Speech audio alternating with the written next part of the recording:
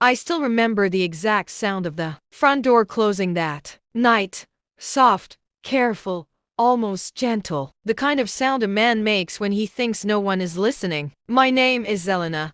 For 12 years I believed I was living the quiet kind of love people envy. A house with warm lights in the windows. 2 little boys who still climbed into our bed on weekend mornings. A husband named Daniel who kissed my forehead every night and said, "Sleep well, my love." I thought that was enough. I thought we were safe. We met in college. He was the boy who carried my books when it rained. I was the girl who stayed up until 3 a.m. helping him study for exams. He was terrified of failing. We built a life the slow way, small apartment. First job, then the house with the blue shutters, then the babies. People used to tell me how lucky I was. I used to smile and believe them. That night started like any other. Dinner was leftover pasta. The boys were already asleep. I was folding laundry in the living room, half watching some old movie, when Daniel's phone lit up on the coffee table. He had gone upstairs to change. The screen stayed bright long enough for me to see the name. Not a contact I knew, just a heart emoji and the letter S. I told myself it was nothing. A work thing. A wrong number. I put the phone face down and kept folding, but my hands wouldn't stop shaking. Something cold had already settled in my chest. When he came back down, he was smiling. That soft, tired smile I used to love. He asked if I wanted tea. I said yes, while the kettle boiled. I watched him the way you watch a stranger you once trusted with everything. He moved through our kitchen like he still belonged there, like the walls still held our promises. I almost didn't look at the phone. Again,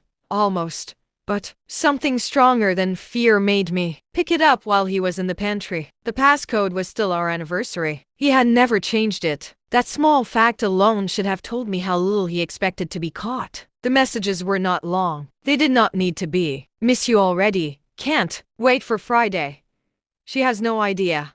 And then a photo, his hand, our wedding ring clearly visible, resting on a woman's bare shoulder in a hotel room I had never seen. I placed the phone back exactly where I found it. The kettle started to whistle. Daniel poured the water. He handed me the mug. Our fingers touched. He said, "You okay? You look pale." I smiled the way a woman smiles when her entire world has just cracked open and she is still deciding whether to scream or stay silent. "I'm fine," I said. "Just tired." He believed me. Of course he did. He had been believing his own lies for months.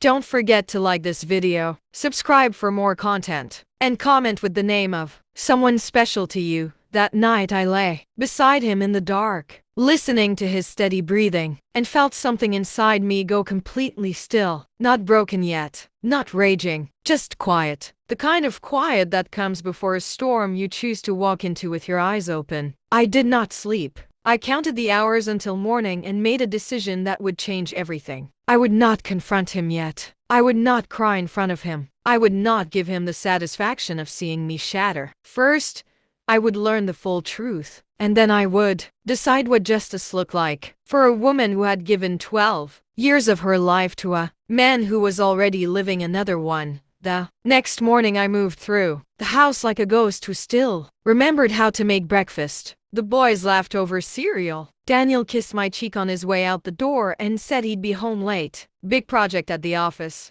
I nodded. I even waved from the porch. The second the car disappeared down the street, I unlocked his laptop. Same anniversary passcode. Same careless trust. Inside I found everything. Hotel receipts under a separate email address. Flight confirmations for weekends he claimed were business trips. A folder of photographs that made my stomach turn. And messages, hundreds of them stretching back almost a year. Her name was Sophia. She was 31. She worked in marketing at a company 3 cities away. She knew about me. She knew about the boys. In one message she wrote, "I feel bad for her sometimes." And Daniel replied, "Don't.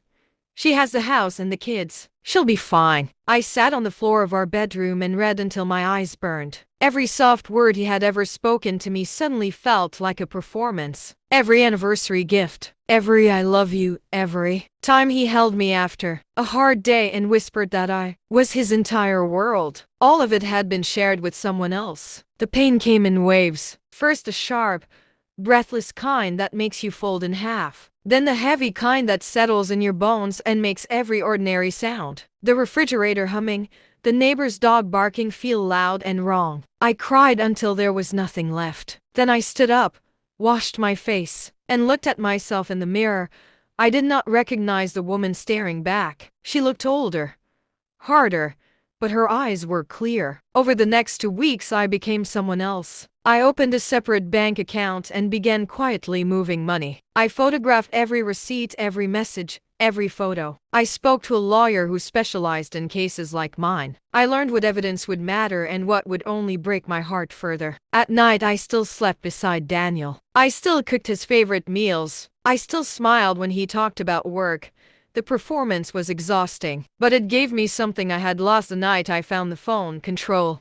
One evening he came home early and found me staring at our wedding photo on the mantel. He wrapped his arms around me from behind and rested his chin on my shoulder. "Thinking about the good old days?" he asked, voice soft. I almost laughed. Instead I said, "Something like that." He kissed the side of my neck the way he used to. For one dangerous second I wanted to turn around and ask him why. Why wasn't I enough? Why did he need her? Why did he keep the ring on while he was with someone else? But I stayed silent. Questions would only give him time to prepare excuses. I needed the truth to stay sharp and unbroken. The boys noticed something was wrong. My oldest asked one night, "Mommy, are you sad?" I pulled him close and said, "Sometimes grown-ups get quiet when they're thinking hard. I'm okay, I promise." He believed me the way only a child can. That promise kept me steady when the loneliness threatened to swallow me whole. I stopped waiting for Daniel to confess. I stopped hoping the messages would suddenly stop and he would choose us again. Hope had become a luxury I could no longer afford. What I needed now was clarity. And clarity arrived on a Thursday afternoon when Sophia herself sent a message to the shared email I had discovered. "I'm pregnant. We need to talk." I stared at the screen until the words blurred. Then I closed the laptop, walked into the backyard, and stood under the oak tree where we had once carved our initials. The air smelled like rain. Somewhere a bird was singing like nothing in the world had changed. That was the moment the last piece of the old Elena fell away. The woman who had trusted too easily was gone. In her place stood someone who finally understood that love without honesty is just a beautiful cage, and I was done living inside it. I chose a Friday evening. The boys were at my sister's house for the weekend. The table was set for two, candlelight, his favorite wine. I cooked the meal he always requested on our anniversary: rosemary chicken, roasted vegetables, the chocolate cake he pretended not to love but always finished. When he walked through the door, he looked surprised and almost soft. "What's all this?" he asked, smiling. "I just wanted a quiet night," I said. "Just us." We ate. We talked about nothing important. When the plates were cleared, I placed a thick folder in front of him. No drama, no raised voice, just a quiet sound of paper sliding across wood. "Open it," I said. He did. I watched the color leave his face as he flipped through the pages: hotel receipts, messages, photographs, the pregnancy confirmation. His hands started to shake. When he finally looked up, the man I had married was gone. In his place sat someone small and exposed. "Elena, I can explain." "No," I said gently. "You can't. And I don't need you to."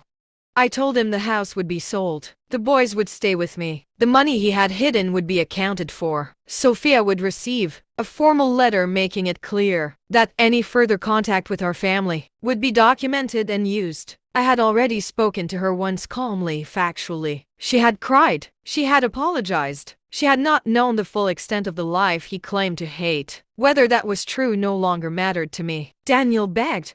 He cried. He said he still loved me. He said it was a mistake. He said he would end it, fix it, become better. I listened the way you listen to rain against a closed window, present, but untouched. When he finished, I stood up, walked to the door, and held it open. "You need to leave tonight," I said. "Take whatever you need for a few days. The rest can be arranged later." He left. The door closed with the same soft sound I had heard the night everything began. Only this time I was the one who had decided it. The weeks that followed were not easy. There were nights the silence in the house felt too large. There were mornings I still reached for his side of the bed before remembering. But there were also mornings the boys and I made pancakes and laughed so hard milk came out of someone's nose. There were evenings I sat on the porch, alone, and felt the air move freely around me for the first time in a long time. Sophia lost the pregnancy. I learned this months later through a mutual acquaintance. I felt no triumph, only a quiet sadness for a life that never had a chance to begin under such broken circumstances. Daniel moved to another state. He sends child support on time. He asks to see the boys. Sometimes I allow it, sometimes I don't. I no longer make decisions from fear or leftover love. I make them from the place that finally belongs only to me. People ask if I regret the way it ended, if I wish I had screamed, thrown things, made him suffer more publicly. I don't. Revenge, I learned, does not always look like fire. Sometimes it looks like walking away with your dignity intact and your children still able to look you in the eye. Sometimes it looks like choosing peace over the temporary satisfaction of watching someone drown in the mess they created. I am not the same woman who once believed a soft voice and a shared anniversary were enough to keep a marriage safe. I am quieter now, stronger, more careful with who I trust. But I am also freer. The night I found out about my husband's secret did not destroy me. It revealed me. And in that revelation I found something I never expected. Myself, standing on the other side of the storm, still breathing, still capable of love, only this time on my own terms. If you are listening to this and your world has cracked open the way mine did, know this: the ending is not written yet. You get to decide how the story continues. Choose the version where you walk away whole,